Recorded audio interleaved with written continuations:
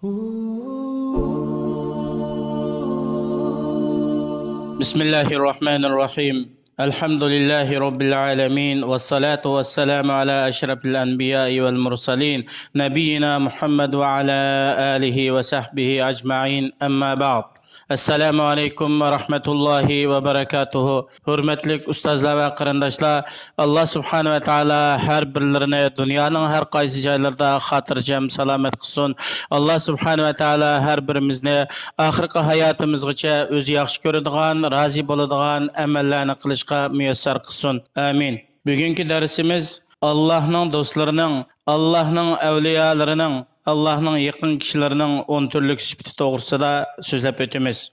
Allah subhanahu ve teala Kur'an-ı Kerim Enbiya suresinde şundak deydi. Euzu billahi mineşşeytanirracim.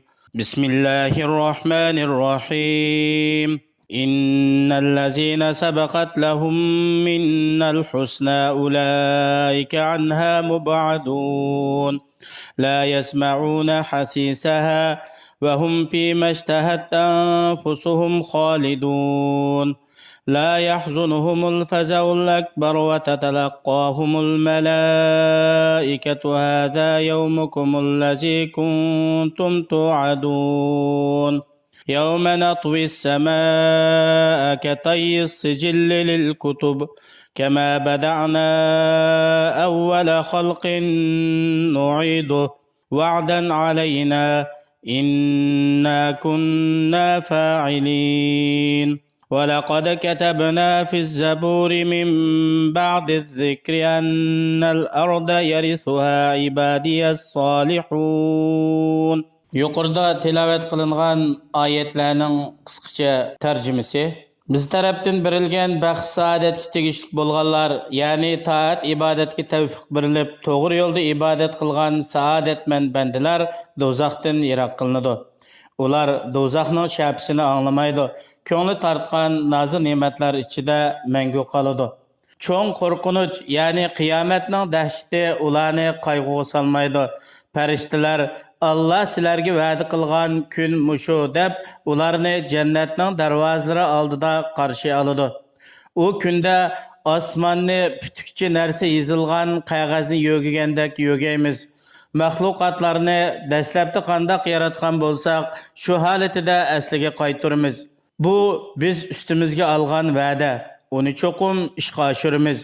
Biz Lavhul Mahfuzda azalda yozgandan keyin Davudga nozil qilingan Zaburda zaminga, ya'ni jannat zaminiga haqiqatan mening yaxshi bandalarim varislik qiladi deb yozdik. Yuqoridagi sifatdagilar ular Allohning avliyolari, Allohning do'stlari. Allah subhanahu va taolo Yunus surasida shunday aytadi: ألا إن أولياء الله لا خوف عليهم ولا هم يحزنون الذين آمنوا وكانوا يتقون. Dikkat qilinglar, haqiqatan Allohning avliyolari, Allohning do'stlari, Allohning yaqin kishilariga qo'rqinchi bo'lmaydi. Yani ularga qiyomatning qo'rqinchisi, qabrning qo'rqinchisi bo'lmaydi. Ular g'am qilmaydi, bearam bo'lmaydi. Dunyoda o'zining qoldirib ketgan narsalari va dunyoda qo'yib ketgan narsalar uchun g'am qayg'uda bo'lmaydi. Ular haqiqiy Allohga taqvodorlikda bo'lgan kishilar. Yana Allah subhanahu va taolo Baqara surasida shunday aytadi: إن الذين آمنوا والذين هاجروا وجاهدوا في سبيل الله أولئك يرجون رحمة الله والله غفور رحيم. Şübhesiz ki iman etqanlar, hicret qilganlar va Allohning yo'lida jihad qilganlar ana shunday kishilar Allohning rahmatini umid qiladi. Alloh nihoyatda mag'firat qilguchidir, nihoyatda mehribondir. Hamda Allohning avliyolari, Allohning do'stlari kim? Bular uzun chapan kiygan kishilarmi? Yoki boshlariga qalpoq yoki yo'g'on salla o'rgan kishilarmi? Yoki cho'l bayovonda qabristonliklarda uxlagan kishilarmi?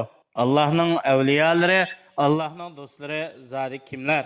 Yoki Üstün igiz joylarda o'tirib, kishilarni o'zining qo'llariga so'ydirib, o'zini cho'ng tutgan kishilarmi? Zade Allohning avliyolari, Allohning do'stlari kim?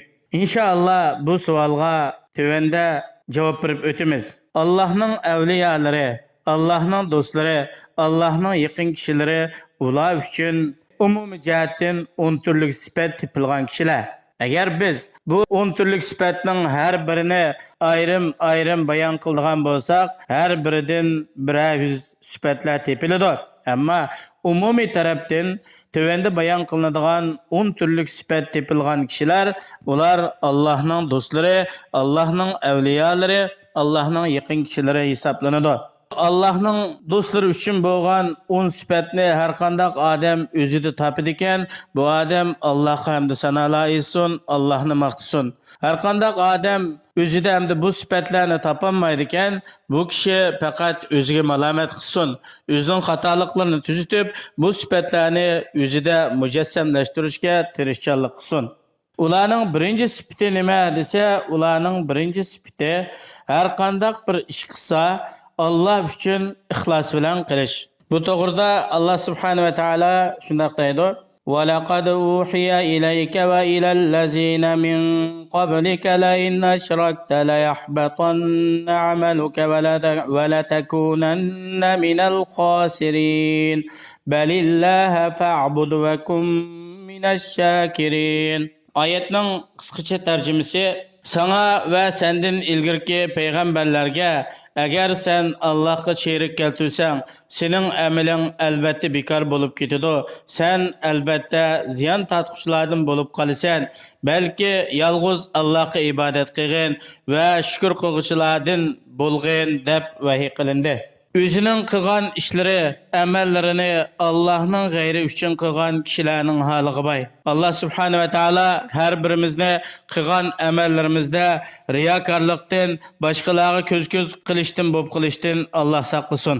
Payg'ambarimiz sallallohu alayhi va sallamdan, ya'ni Imom Buxoriy va Imom Muslim rahimahulloh Jundub ibn Abdullah Sufyan radhiyallohu anhudan bayon qilgan hadisda Peygamberimiz sallallahu aleyhi ve sellem şundak deydi: her qanday bir adam qilgan ishida xolis Allah roziligi uchun qilmay amalni riyo bilan qiladigan yoki boshqalarga anglatish bilan qiladigan, Alloh subhanahu va taolo bu odamning qilgan amaliga hech bir ajr savob bermaydi. Balki qiyomat kuni amalni kim uchun qilgan bo'lsa, shuning yiniga avatib qo'ydi.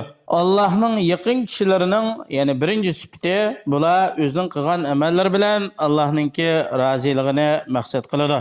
Peygamberimiz sallallahu aleyhi ve sellem özünün mübarek hadislerinde şundak deydi. Bu hadisini İmam Müslim rivayet kılgan sahih hadis. Kıyamet günü dozaq kızıtılıdığan üç türlük kişinin evveli qari. Yani Allah subhanahu ve taala ilim ata qilgan, Qur'oni Karimni ata qilgan shunday kishilar bo'lib, Allah subhanahu ve taala deydi: "Men seni dunyoda qari qilmadimmi, Qur'on o'qitmadimmi, ilim, ma'rifat o'rgatmadimmi?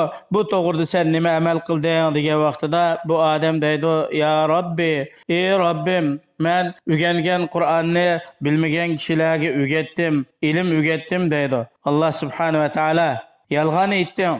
Farishtalarmi yolg'on aytding" deydi. Allah subhanahu ve taala aytadi: "Sen ilimni o'rganding, olim deyilish uchun, Qur'onni o'qiding, qarim deyilish uchun, buni do'zaxga apirib tashlanglar" deydi. Farishtalar bu odamni yuzchak so'rab apirib do'zaxga tashlaydi. Shuningdek, ikkinchi qitim savol qilinganlar boy iqtisodli kishilar, shuningdek batur, ya'ni shijoatlik shunday kishilar. Yani buningdan inson har qanday bir amalni qiladi ekan, har qanday bir ishni qiladi ekan, bu ishni Alloh roziligi uchun xolis niyat bilan, riyodan xoli, boshqalarga ko'z qilmasdan, boshqalarning maqtishi, madilishi, olqishlashini kutmasdan, chin qalbidan Alloh roziligi uchun qilgan vaqtida cho'qim dunyodami buning natijasini ko'radi, oxiratda Allohning huzurida mukofotiga erishadi. Allah subhanahu ve taala her birimizni qilgan amallarimizni xolis o'zining roziligi uchun bo'ladigan amallarning qatoridan qabul qilsin. Vassalamu alaykum va rahmatullohi va barakatuh.